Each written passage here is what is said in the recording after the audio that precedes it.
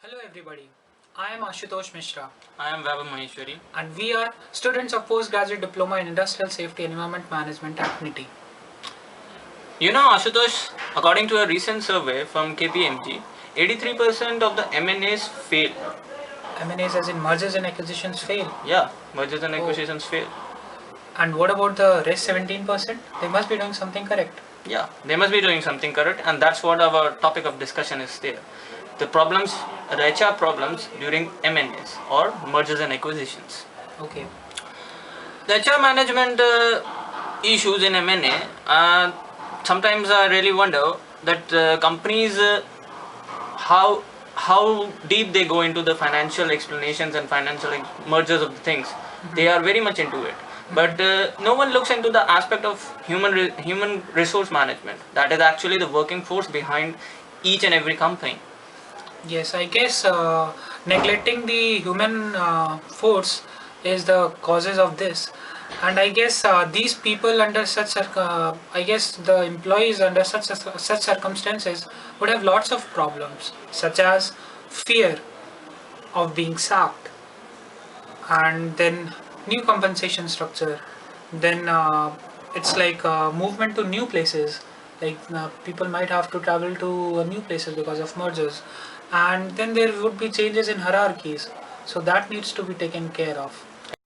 And perhaps exactly that's the reason we need to recruit some HR consultants, which for these companies which are undergoing these mergers and acquisitions, so that the managers within these companies are able to, the HR consultants are able to equip the managers to deal with the problems of their employees. In particular, the problem providing them the right skills so as to deal with the employees of certain fears, whatever these fears, as you rightly mentioned, fears of being sacked, fear of being moved, fear of being changed to certain designations, etc.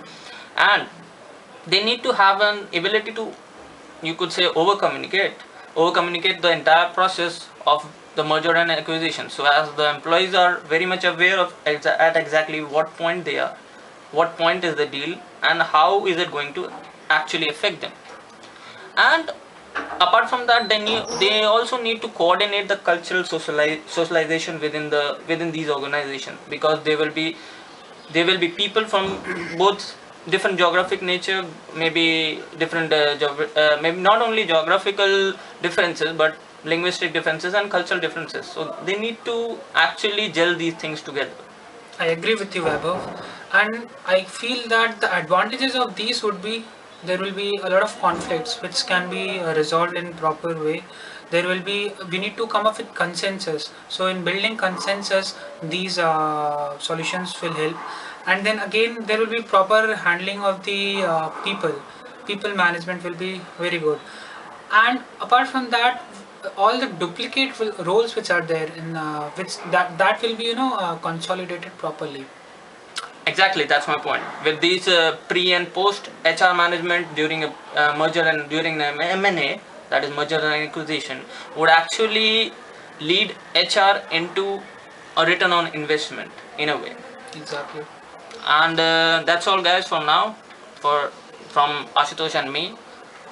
Thanks for watching this video. Thank you.